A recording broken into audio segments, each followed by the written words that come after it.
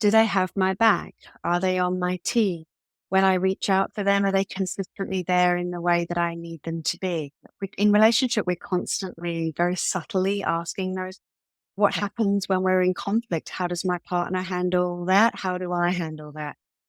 How are we negotiating that relational distance? It's a 2-year process. Stress is the inflammation that robs us of life, energy, and happiness. Our typical solutions for gut health and hormone balance have let a lot of us down. We're over-medicated and underserved. At The Less Stressed Life, we're a community of health-savvy women exploring solutions outside of our traditional Western medicine toolbox and training to raise the bar and change our stories. Each week, our hope is that you leave our sessions inspired to learn, grow, and share these stories to raise the bar in your life and home.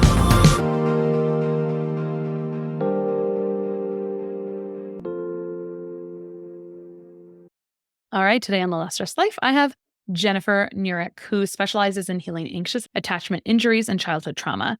She is a licensed clinical psychotherapist, counselor, energetic healer, and author and host of the Psychotherapy Central podcast. She is the founder and voice of Psychotherapy Central and a director of the International Energetic Healing Association. She's been working in the healing space for over 20 years, combining spiritual and somatic, which are body-based psychotherapy, internal family systems, parts work, and EMDR therapy.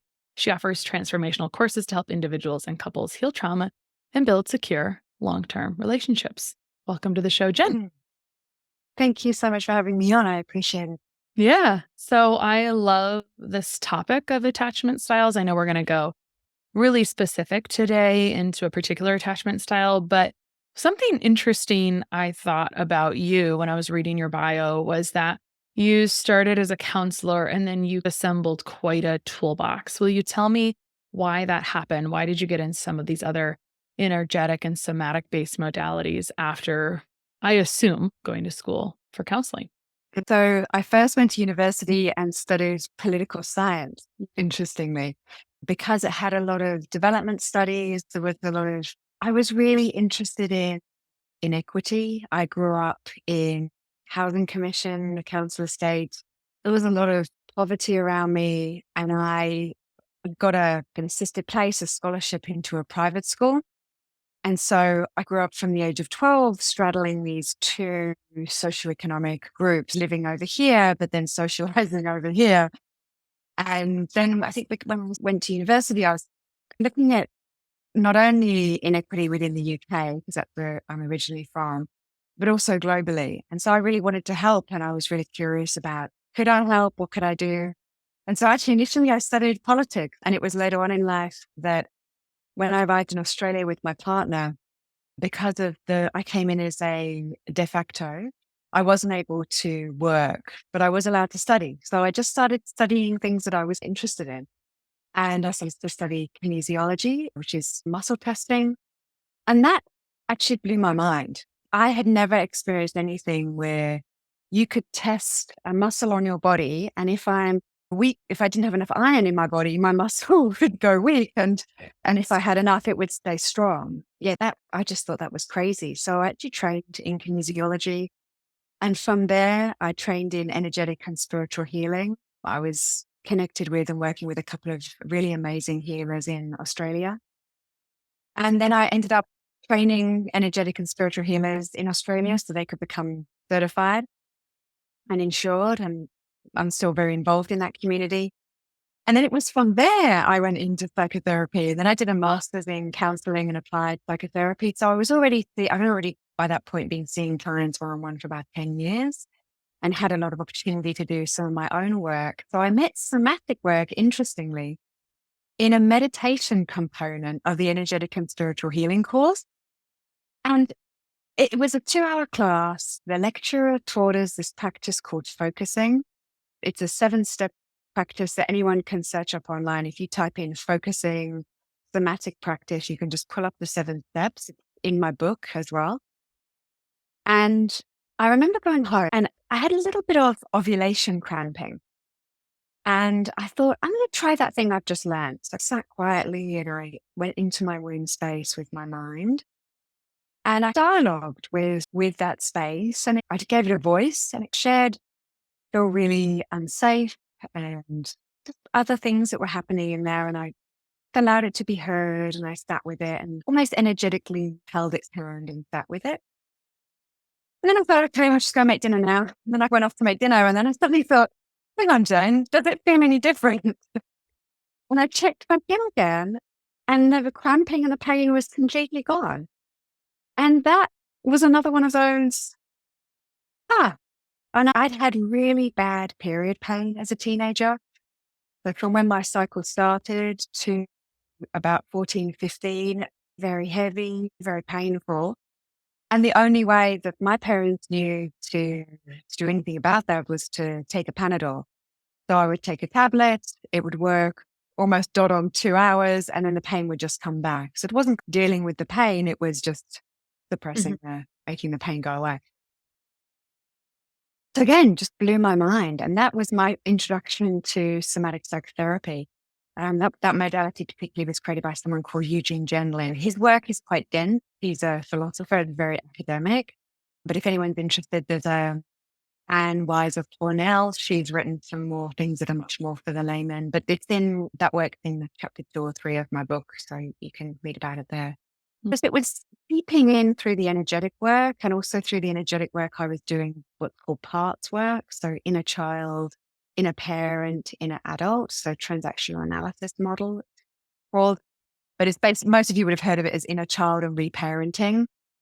And I also found that really helpful. And that sort of officially would be a psychotherapy model. So to me, although they're two separate trainings, I don't see them as two separate worlds. I don't know how you find it for your practice, but my view is very much kind of the body, the mind, and the spirit, and that they're not separate, that they're kind of much more connected way we might study them in the West. Right. I agree with you. I think it's the way you study them, and then you're taught to practice them, right?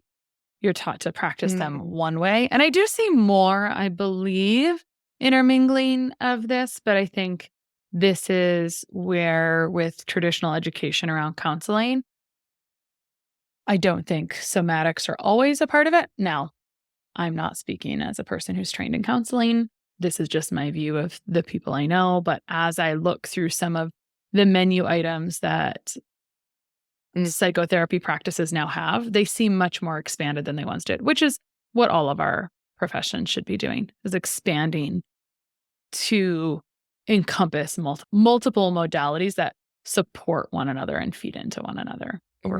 And yours was a roundabout way. I made the assumption that you were educated in counseling first. You were following what felt good to you and what you knew.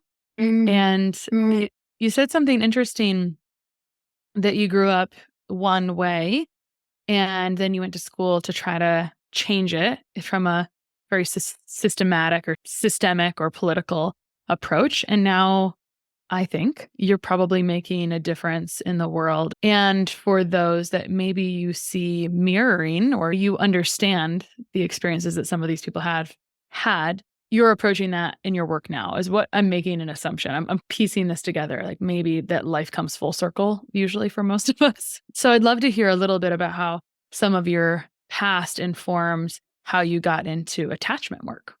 The attachment piece for me is, there's a focus. Bowlby's primary research around attachment is really focused on the relationship between the mother and the child.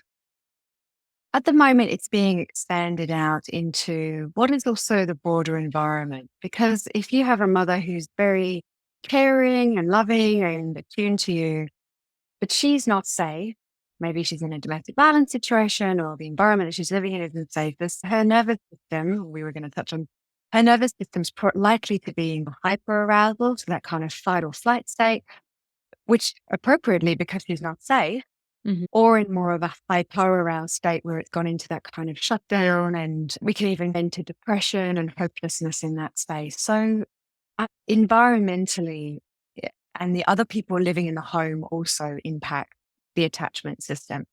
The attachment system is really about, how do I safely connect with another person, and how much relational space do I want? So for me, it really kicked off the anxious attachment in my own system. So we're all on a spectrum with attachment. We'll all be more or less secure. If we are, so 50% of the population secure, 50% of the population insecure. Insecure gets divided into 3 categories: avoidant, anxious, disorganized. Disorganized is about 3% of the population, and the other 2 are split about half of the 50%. I went into a relationship with somebody who was more on the avoidant end of the spectrum, and I would be more on the anxious end of the spectrum anyway. So when we were together, I found that I wanted to be significantly closer than he wanted to be. So his comfortable relational space was here. My comfortable relational space was there. And people with a secure attachment, their comfortable relational space might be somewhere in the middle. And so there's this kind of negotiation, especially in the early phase of the relationship. And you often see that with people struggling in dating. And really, it's a kind of a battle for the space. How much space are we going to have?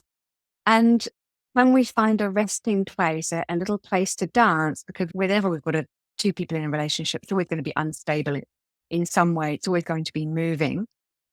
Can we find a range where we both feel safe and comfortable and connected? So I had other complications in my relationship with this partner because his family he was from quite a strict religious background. And so they were not happy about the match. And so that also played into it because rather than him being with me, he stood in the middle of that. Yeah. Yeah. Okay. I want to make sure I understand the attachment theories because this is your language, a language you understand very well. Yeah. Please ask. Yeah. Cool. So you talked about there's secure attachment, and out of insecure attachment, there's avoidant, disorganized, and anxious. Can you speak to, are there subsections of secure attachment? No, it's just one group where the attachment system is functioning as it should. There's a sense of when I reach out that another person will be there. There's also an inner sense of that I'm worthy and I can do things, and predominantly come through the early childhood experiences. Mm. And you mentioned this earlier, but I didn't catch it fully. You were referencing someone's research between mother and child, and you're saying that primarily that experience between mother and child maybe forms the attachment style for that child, correct? That they carry on. Yeah. Okay. Yeah.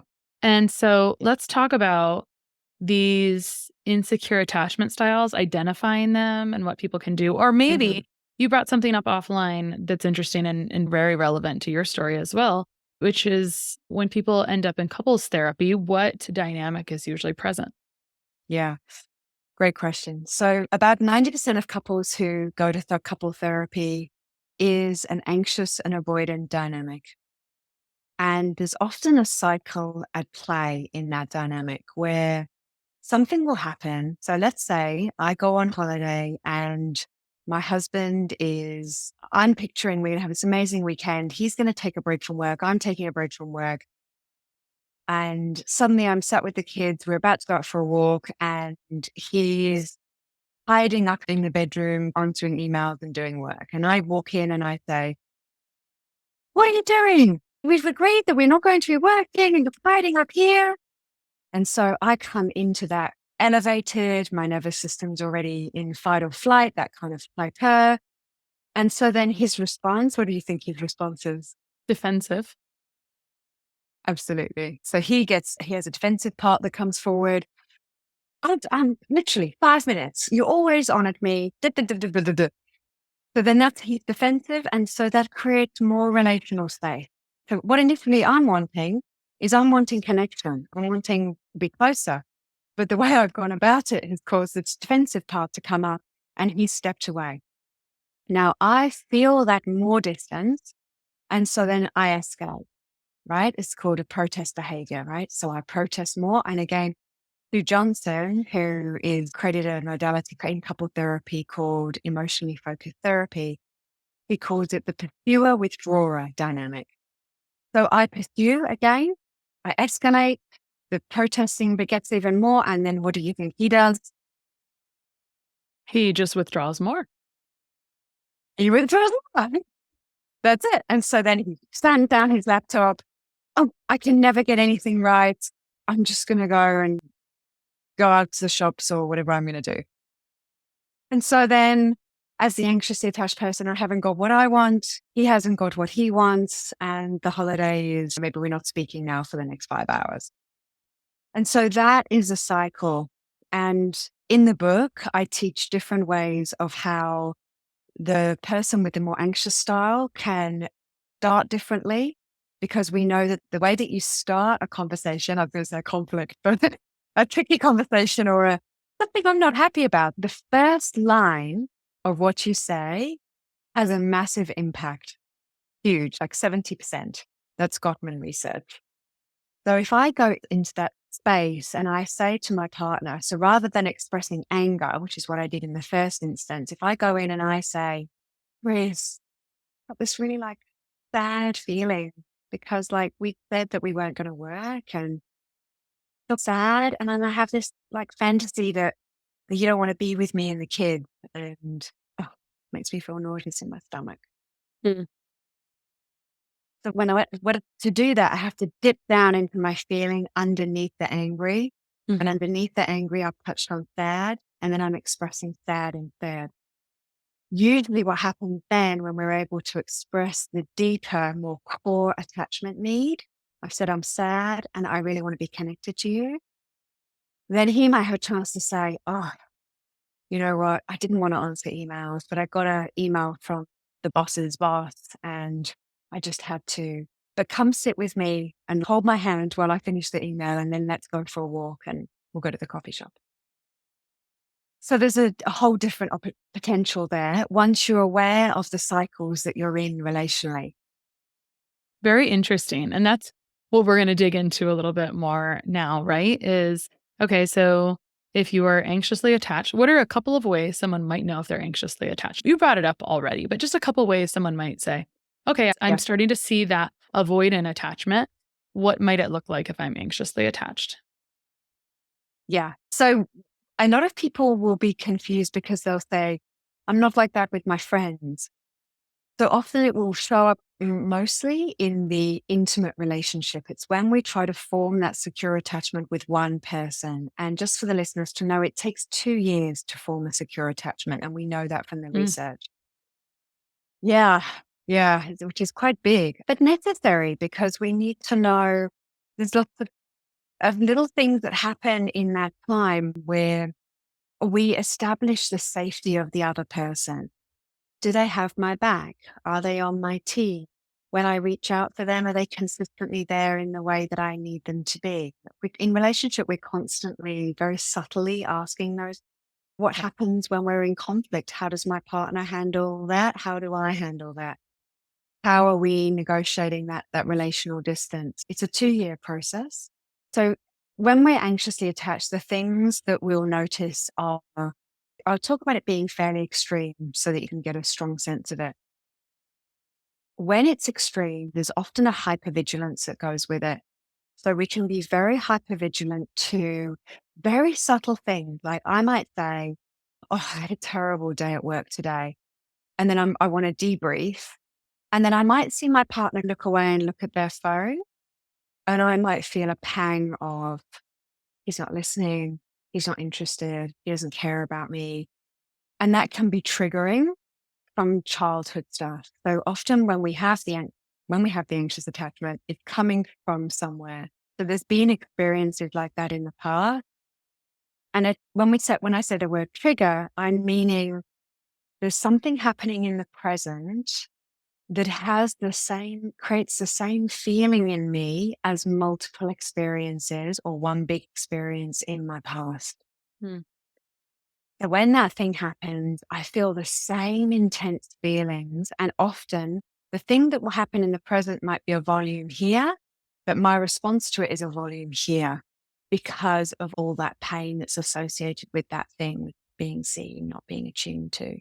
With anxious attachment, if I feel my partner, let's say something else happens, we're out together, he bumps into an ex-girlfriend, they're chatting, I go over and can't really join in the conversation. And then I start to feel jealous. And then I might decide, okay, I'm just going to leave. And so then I might leave, and then I might send a text, and then I might send another text. So these are protest behaviors. I'm going to leave, that's a protest. I'm sending all these texts, that's a protest. And there can often be a lot of shame associated with that behavior, but there's a feeling I can't not do it. I have to. And it feels like you're pushing the other, like when you hear it standing back, it's obvious that it's pushing the other person away. But when you're in it, then the primary core driver is actually to reconnect because you're wanting the other person to come forward. I'm hurting, come and get me.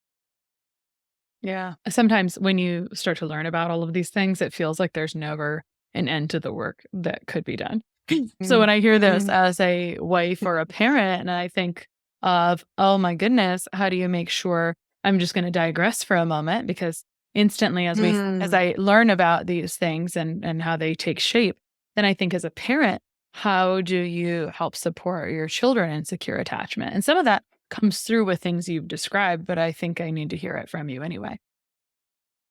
I love that question. Yeah, there's something I've always got on my mind as well with being a mom too. I've got the moment they're 13 and 14, girl and a boy. That it's the principle of enough. So if I think that there's research about kind of 50%, if they reach out for you and 50% of the time you're there, you're attuned, you get down to their level, what happened, sweetheart? Because as a parent, there's always going to be times where you can't just drop everything because they need you for a moment or they're struggling to cut their food. And there's a healthy amount of letting them struggle and letting them have their own experiences and letting them care for themselves if they're hurt. There's an element of that. But then as a parent, you might recognize, as I say, when you're attuned to your child, you know when they're okay to take care of themselves, but you also know when it's escalated to a point where they actually need some help. They need an adult to come in and support them. So it's about that they have enough of that adult support, enough of the time that they feel secure in themselves, that I'm worthy of someone attending to me, that somebody from somewhere, parent, teacher, someone who cares about them steps forward when they're in distress. And then when they're in real distress, that there's someone there for them and someone really holding space.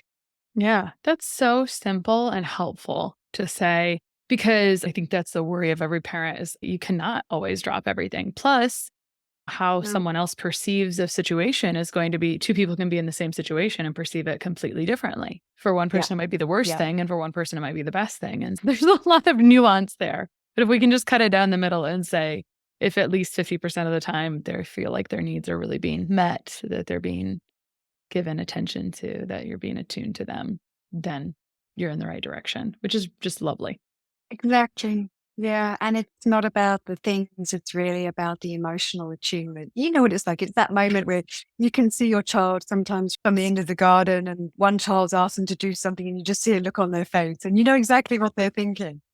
That's attunement. And you just know when they need you. Yeah. Intuition to an extent. Mm. Would you say when you talk about taking 2 years to form secure attachments as adult, I don't know if this is just universally or adults or everyone, would you say that the same principle that you just shared around children applies in, for example, relationships? Or what are some of the steps to form secure attachments in relationships? So I think there are a few questions in there. Sure. Please help me to if I miss any. I think the first question was about, does it transfer over and from childhood to adulthood?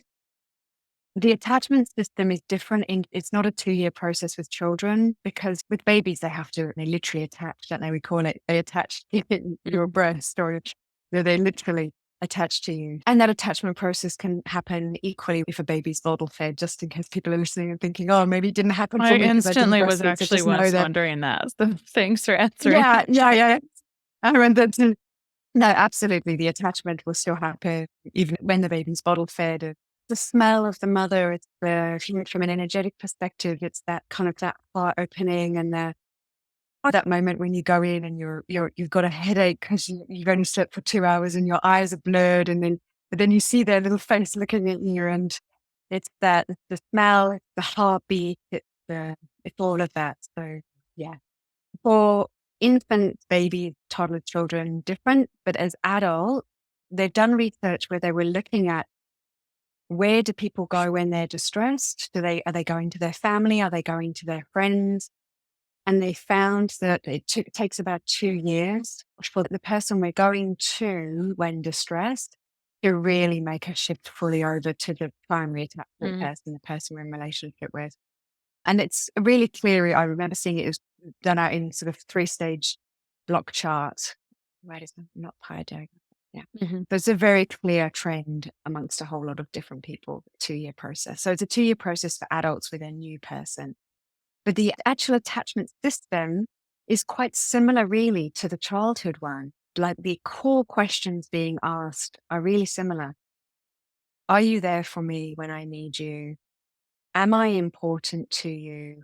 Do you love me? Am I important? They're really the core questions. Those are great questions. Am I important to you?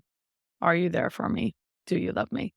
So to reiterate, with children, it's a malleable time frame with attachment from instant to longer, probably depending on how much older they get. So very malleable.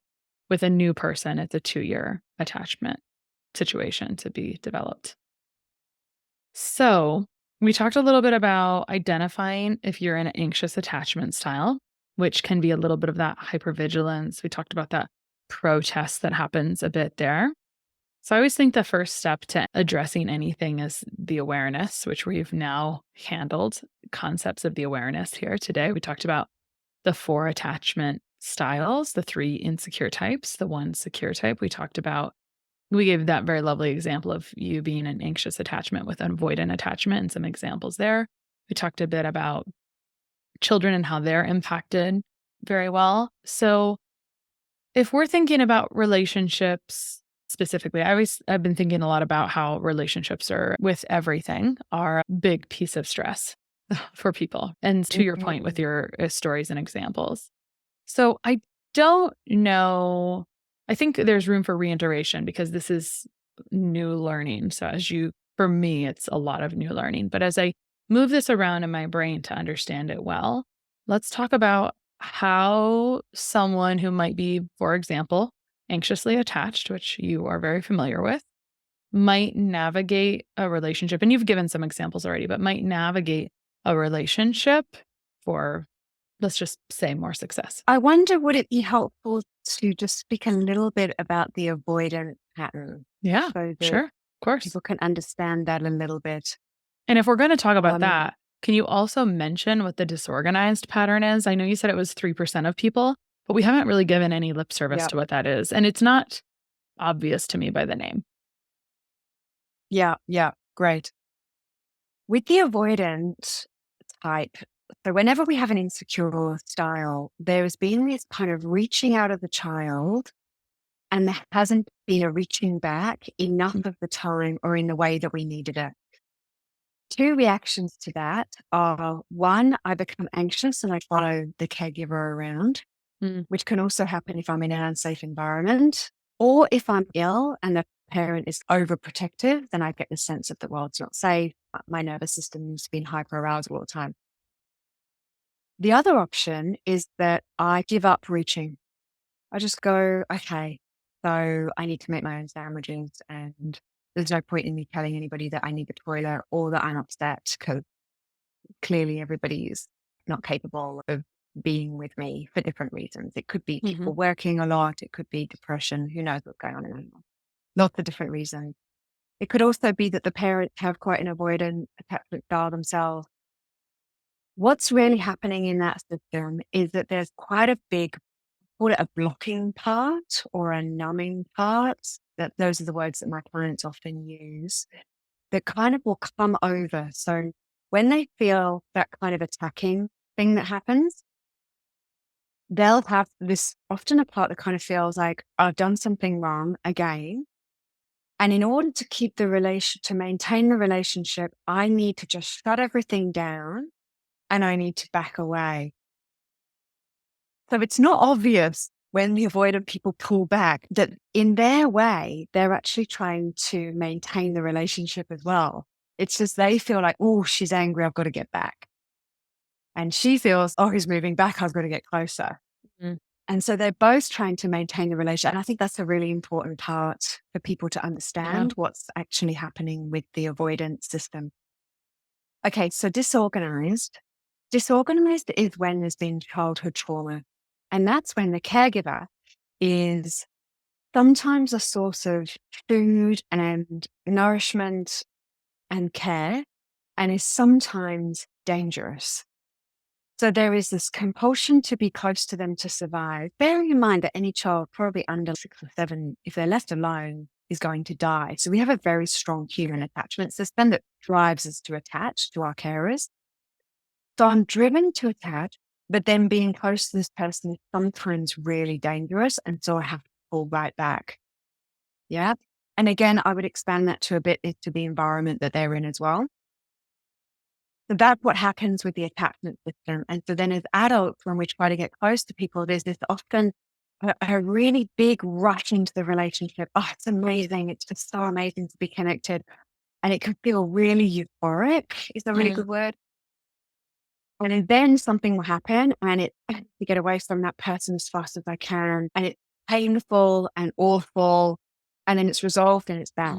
It can be a very difficult situation for both people. So my top tip with that style, because there's a lot of trauma to be unpacked, is if possible, go and do some therapeutic work. Go and see a trauma therapist, someone trained in maybe EMDR and internal family systems. And there's other modalities. Thematic experiencing is good with trauma, and start to do some of that historical trauma work, which will help some of that reactivity shift. Is that helpful? Yeah, very helpful. And of course, probably the listener, as I am the listener to you right now, had these examples popping into my brain and all kinds of not really necessarily stereotypes, but just commonly where I see that type of relationship play out, certain types of situations and what happens and maybe why that happened. I'm going to elaborate so I'm not being cryptic. So I have had friends in relationship, and I have my dad and my sister are military, but I've had friends in relationship with people in the military who are stationed overseas. And sometimes the early relationship can be fast and furious and can be on and off like that. And the second piece of that, when I think about attachment styles being developed, something I didn't know, but I actually was more light was shed on it recently when my dad was telling me why he went into the military. Well, because some people go into the military full time because they feel like that's maybe their only option in their family, where they don't have resources or there's poverty or whatever. Certainly that's not everyone, but that can be a significant demographic. And so that would make sense as a possibility on how that attachment style could form. And how, I mean, it was just something that popped into my brain. So it was a over typing, but I don't know. As an expert, I don't know if you see that No, or I mean, yeah, I work with people in the military and have in the past, and I definitely see a pattern where I grew up in a war zone. And so for me, surviving in a war zone, I know how to do that. So going to Afghanistan, going to Iran, doing that kind of work that's nothing new, because my nervous system is used to being hypervigilant. I'm used to expecting attack from any side. So some of when people come out of the military with PTSD, some of that really is CPTSD. So they've already got childhood trauma, complex trauma. That's what PTSD means, complex trauma, childhood trauma sitting there that's been unprocessed.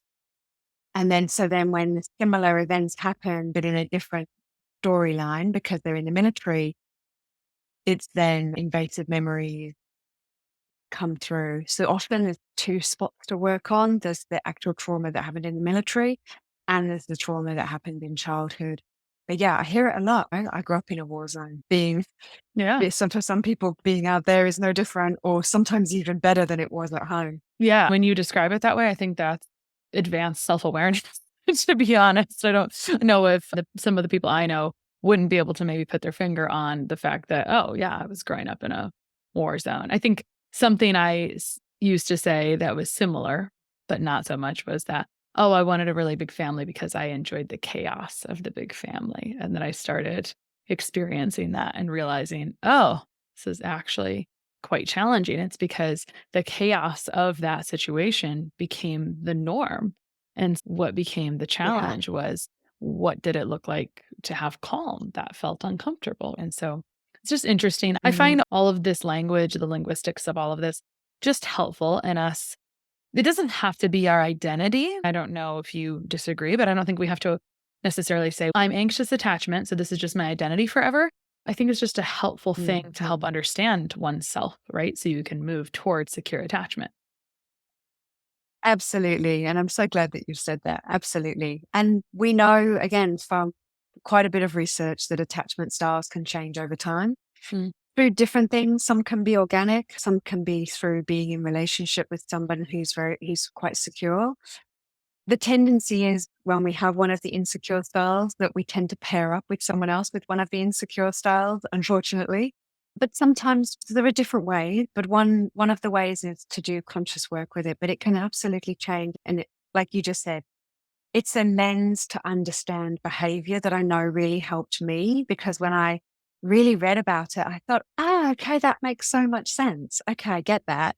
And then I mhm. could start to do something about it. So we've covered a lot around attachment. And to be honest, it was a wonderful interview and I could just conclude there. But there was one last thing that's been bothering me, and I have you here. So I'm going to ask Yep. you this because I see it coming up in practice.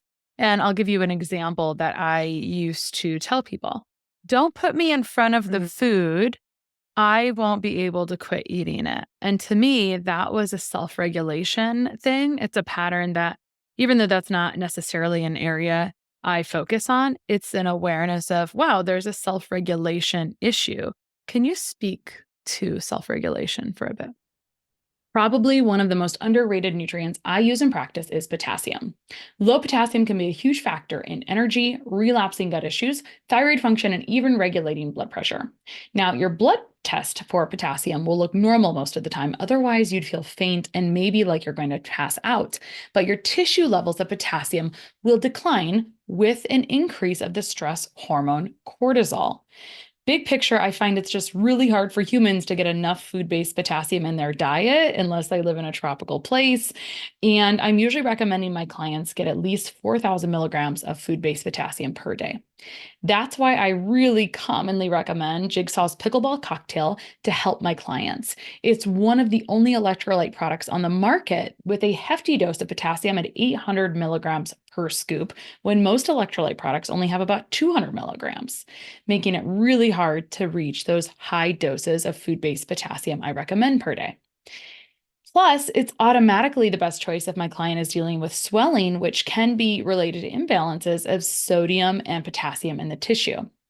I'm a potassium evangelist, and Jigsaw's pickleball cocktail is one of my most used tools of the trade. You can get a discount on any of Jigsaw's amazing products, including pickleball, at jigsawhealth.com with the code LESSSTRESSED10. That's three S's, less stressed 10. okay, so for me, there's two ways to approach that. And the way that I would go with first is really that there is a part of me that can't not eat it. It's a part of, it's not all of me. Some great work that was done with eating disorders was done by Richard Schwartz, who's the founder of Internal Family Systems, great book called No Bad Parts. And he was working with people with eating disorders, and they started saying things like, there's this part of me knows that if I don't eat, that I will die, because I know logically that if I don't eat, I will end up in hospital and eventually I'll die.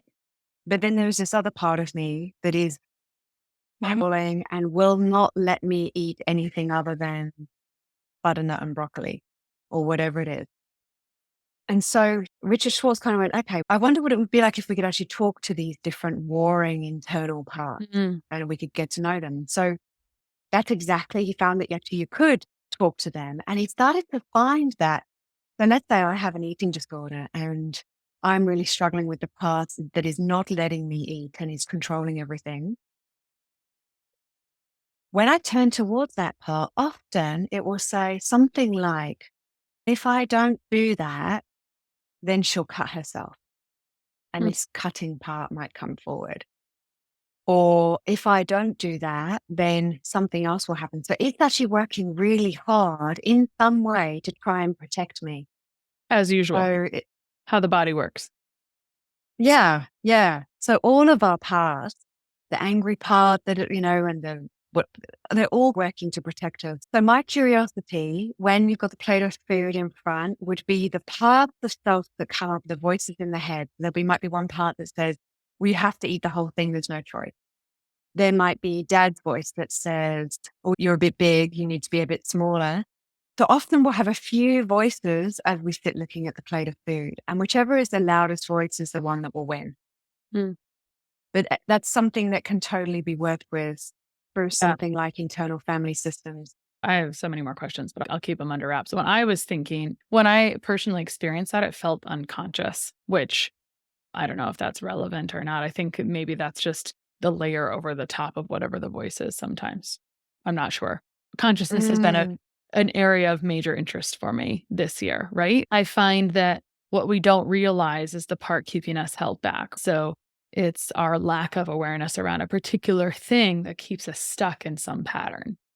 And who knows if everyone has a different connection with food. Like some kids, even pre-verbal, they might have just been fed bread in order to keep them quiet, because if they cried, the neighbors complained, or who knows? Right. I think that there's a lot of stuff tied up with food, and it's so core to our survival. It's almost like the attachment thing, right? It's like attachment to food and survival. This is all very interesting to me because I think some topics around food have nothing to do with food. So I'm in an area of food which I don't really work with disordered eating, other than sometimes I have clients who have that history. But generally, it's a real curiosity to me how disordered eating happens, which of course there's not one way, but it's when you bring up the internal family systems and the no bad parts with Richard Schwartz, it makes me just very curious about all these pieces that fit together. Like, where do we see these things pop up and what kind of things? Oh, Jen, well, we had a great chat today about attachment style. Will you tell us a little bit about why you published a book recently about this topic? I have quite a big Instagram following, and I was getting a lot of questions about anxious attachment specifically. And I had a lot of questions coming through, and a lot of my clients were saying, Jen, is there a good book? And so I went through a whole lot of books that are on attachment, and a lot of stuff, I've got the words attachment, and then they said how to heal it. And 9 chapters of the book were all about attachment theory, what it is, and then there'd be like one skinny chapter on what to do. And the essence of what to do mostly would say, go see a therapist. And that's the problem. You know what? A lot of people can't afford to see a therapist. Well, there are things that you can do. I think that there's a reticence amongst academics in actually saying that this is the way you can start working with it, because a lot of it connected to childhood trauma. But I was, you know what, there are things that people can do, and I'm happy to put them in a book. And so I did. I've recorded 20 sort of practices that go with it as well. So it's a mini course. In the first half of the book, so my book is like, the first half of chapter 1 is about what is anxious attachment. I don't even really go through the others too much. And the rest of the book is all tools, techniques, practical, applicable ways to start to form secure attachment. First half of the book is about forming inner secure attachment. So getting to know your parts, somatic work, some top-down work, so working with the mind, and some spiritual practices as well. That's the first part of the book. So that's all about my connection with me. How do I help those parts who reach out for someone else start to reach towards me now that I'm an adult and I can take care of those parts? So of course, as a child, they reached out, but those young parts are still reaching out. How do I help those young parts see me and reach for me? That's the first part of the book. And then the second part of the book is, okay, I'm in relationship and I'm finding it really tricky. And Jen, what is the cycle I'm going through, and what are some techniques that I can use to help myself in this relationship? And so some things to do as a partnership as well, and some chapters that the other person can read through so that they can have more understanding about what you're going through. If you resonate with anxious attachment, and they can see maybe some of their behaviors if they're more avoidant, or Yeah, so there's a bit of both in the second part of the book, but it's more relational work in the second part. The first part of the book about the child reaching out, would that also be Mm. considered reparenting work? Yeah. Yeah. So do the tools you use to heal your attachment apply to all attachment styles with some nuance, or is there another, are the other two books coming in upcoming years on healing your avoidance and disorganized attachment styles? Yeah, it's a great question. With avoidant attachment, with the other two, there would obviously be a slightly different framework and there would be slightly different stages. So I've had a heap of people ask me, am I going to write one on avoidant attachment? And I've got a week in April, so I might sit with that and maybe that will come. But both of the other insecure styles could still buy the book and still get a lot from it, from the different exercises and the process. So I would say still buy the one that's there anyway and go through it. But yeah, it would be nice to have one specifically for the other two. But it's a process. Have you written a book? Yes, I did. It was more, that's a whole story in itself. More cookbook. I know books they're like a baby. It's a big project. So Right. I've just birthed this one. Exactly. And I think the question is relevant because even if someone doesn't think they're anxious attachment, the book can still relate to them. That's the point. Yeah. Jen, where can people find you online? Yep, they can find me online, psychotherapy.central on Instagram, Psychotherapy Central podcast, YouTube, website, psychotherapycentral.health. I have a team of therapists who do very similar work to me, specifically around attachment, using internal family systems. And then each has got a slightly different flavor. Some do more breath work, some do more spiritual work, some do more psychotherapeutic psychology work. Think, read through and see what your flavor is. That's the book. Available at all major bookstores. Yeah, And Amazon. And it says the book is called Heal Your Anxious Attachment, as we've said. Just came out February. So yes. Yeah, very exciting. But it's a mini course and it's not something just to do once. You can really do the practices over and over again. And there's worksheets to print out as well. When I was talking about dipping through the presented emotions, the core emotions, worksheets that can help you with all of that and help your partner too. Perfect. Thanks so much for coming on today. Thank you so much. I really enjoyed your questions and enjoyed this chat. Thank you. Yes, I did too. I enjoyed your answers. Thank you so much. Sharing and reviewing this podcast is the best way to help us succeed with our mission to help integrate the best of East and West and empower you to raise the bar on your health story. Just go to reviewthispodcast.com/less stressed life. That's reviewthispodcast.com/less stressed life. And you'll be taken directly to a page where you can insert your review and hit post.